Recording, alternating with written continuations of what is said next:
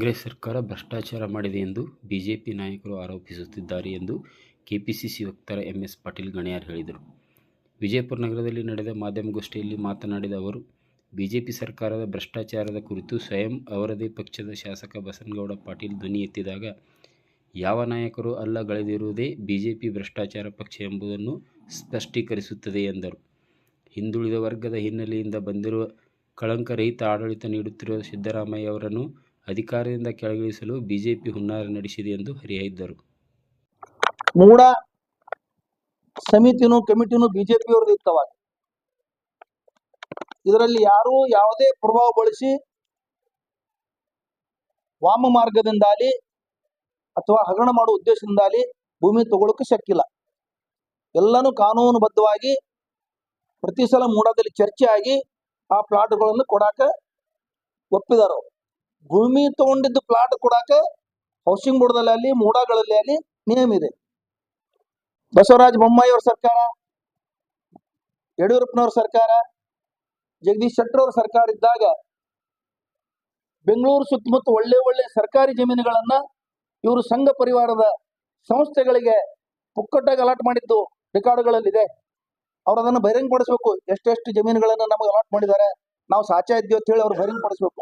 ಇದೆಲ್ಲ ಮಾಡೋರು ನೀವು. ಇದೇ ವಾರದಲ್ಲಿ ಆ DS ವೀರಯ್ಯನ್ ಅಂತ ಒಬ್ಬ ಮಾಜಿ ವಿಧಾನ ಪರಿಷತ್ ಸದಸ್ಯ ಮತ್ತು ದೇವರಾಜ್ ಅರಸು ಟ್ರಕ್ ಟರ್ಮಿನಲ್ ಅದೇನು ಒಂದು ಸಂಸ್ಥೆ ಇದೆ, ಆ ಸಂಸ್ಥೆಯಲ್ಲಿ 47 ಕೋಟಿ ರೂಪಾಯಿ ಹಗರಣದ ಸಲುವಾಗಿ ಅವ್ರಿಗೆ ಅರೆಸ್ಟ್ ಮಾಡಿದ್ದಾರೆ. ಅದರ ಬಗ್ಗೆ ಮಾತಾಡಿ. ಅಲ್ಲಿ ಕಾಮಗಾರಿಯನ್ನು ನಡೆಸಲಾರದೆ 47 ಕೋಟಿ ರೂಪಾಯಿ ಹೆಚ್ಚು ಹಾಕಿದ್ದಾರೆ. ಅದರ ಬಗ್ಗೆ ಬಿಜೆಪಿ ಅವರು ಮಾತಾಡಲಿಕ್ಕೆ ಏನಾಗಿದೆ? ಕರ್ನಾಟಕ ಸೋಪ್ಸ್ ಅಂಡ್ ಡಿಟರ್ಜೆಂಟ್ ಕಂಪನಿನಲ್ಲಿ 8 ಕೋಟಿ ರೂಪಾಯಿ ಮಾಡಾಳು ವಿರೂಪಾಕ್ಷರ ಮನೆಯಲ್ಲಿ 8 ಕೋಟಿ ರೂಪಾಯಿ ಕ್ಯಾಶ್ ಸಿಕ್ಕು. ಮಾಡಾಳು ವಿರೂಪಾಕ್ಷಪ್ಪನ ಮನೆಯಲ್ಲಿ 8 ಕೋಟಿ ಬಿಜೆಪಿ ಶಾಸಕರ ಮನೆಯಲ್ಲಿ ಕ್ಯಾಶ್ ಸಿಕ್ಕ ಮೇಲೆ ಅದರಿಂದ ಭ್ರಷ್ಟಾಚಾರ ಎಷ್ಟು ದೊಡ್ಡದಿರ್ಬೋದು ಆ ಪ್ರಮಾಣದಲ್ಲಿ ವಿಚಾರ ಮಾಡಿ. ಅದ್ರ ಬಗ್ಗೆ ಯಾಕೆ ಮಾತಾಡೋದಿಲ್ಲ? ಇವತ್ತು ರಾಷ್ಟ್ರ ತುಂಬಾ ನೀಟ್ ಲಕ್ಷಾಂತರ ವಿದ್ಯಾರ್ಥಿಗಳ ಭವಿಷ್ಯ, ನಮ್ಮ ಯುವಕರ ಭವಿಷ್ಯ ಹಾಳಾಗ್ತಾ ಇದೆ. ನೀಟ್ ಹಗರಣ ಮಾಡಿದ್ದಾರೆ. ನೀಟ್ ಹಗರಣದಲ್ಲಿ ಎಲ್ಲಾ ಬಿಜೆಪಿ ನಾಯಕರುಗಳು ಕಾರ್ಯಕರ್ತರು ಸಿಗಾಕೊಂಡಿದ್ದಾರೆ, ಬಂಧನಗಳಾಗಿದ್ದಾವೆ. ಎಷ್ಟು ಜನ ಬಂಧನಗೆ? ಎಲ್ಲಾ ಬಿಜೆಪಿ ಕಾರ್ಯಕರ್ತರು ಬಂಧನ ಆಗಿದ್ದಾವೆ.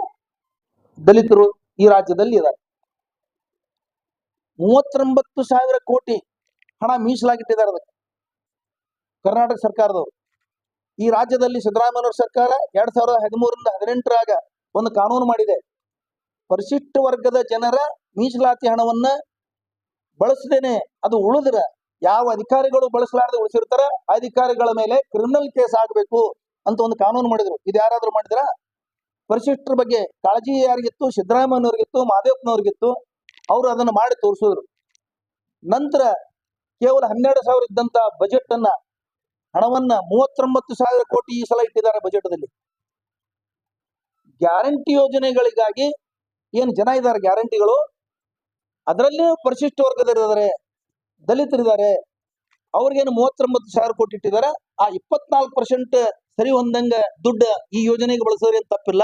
ಅದೇ ವರ್ಗದ ಜನರಿಗಾಗಿ ಯೋಜನೆ ಇದಾವ, ಅದಕ್ಕಾಗಿ ಅವರು ದುಡ್ಡು ಬಳಸ್ಕೊಂಡಿರ್ತಾರೆ ಹೊರತಾಗಿ ಯಾವುದೇ ಪರಿಶಿಷ್ಟರಿಗೆ ಸಹಾಯ ಮಾಡಬಾರ್ದು. ಎಲ್ಲ ಮುಂದುಳಿದವ್ರಿಗೆ ಸಹಾಯ ಮಾಡಬೇಕು ಅಂತೇನಿಲ್ಲ. ಮುಂದುವರೆದವ್ರಿಗೆ ಸಹಾಯ ಮಾಡ್ಲಿಕ್ಕೆ ಪರಿಶಿಷ್ಟ ದುಡ್ಡು ಬಳಸಿಲ್ಲ.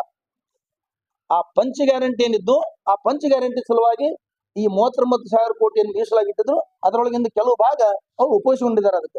ಅದರ ಸಲುವಾಗಿ ಇವತ್ತು ಕೇಂದ್ರ ಸರ್ಕಾರದ ಪರಿಶಿಷ್ಟ ವರ್ಗ ಕಲ್ಯಾಣ ಆಯೋಗ ನೋಟಿಸ್ ಕೊಟ್ಟಿದೆ. ನೀವು ಎಷ್ಟು ರಾಜ್ಯದ ಜನರಿಗೆ ನೋಟಿಸ್ ಕೊಟ್ಟಿದ್ದೀರಿ? ಎಷ್ಟು ರಾಜ್ಯ ಸರ್ಕಾರಗಳಿಗೆ ನೋಟಿಸ್ ಕೊಟ್ಟಿದ್ದೀರಿ? ಎಂತ ಇವೆಲ್ಲ ಅಪಹಾಸ್ಯದ ಮಾತುಗಳು ಮತ್ತು ದುರುದ್ದೇಶ ಪೂರಿತ ಒಂದು ಒಳ್ಳೆ ಸರ್ಕಾರಕ್ಕೆ ಕಿರಿಕಿರಿ ಕೊಡ್ಬೇಕನ್ನಂತ ಒಂದು ಬಿಜೆಪಿ ಸರ್ಕಾರದ ಒಂದು ಧ್ಯೇಯ ಧೋರಣೆ ಪ್ರಕಾರ ಇವತ್ತು ನೋಟಿಸ್ ಕೊಡ್ತಾ ಇದ್ದೀರಿ.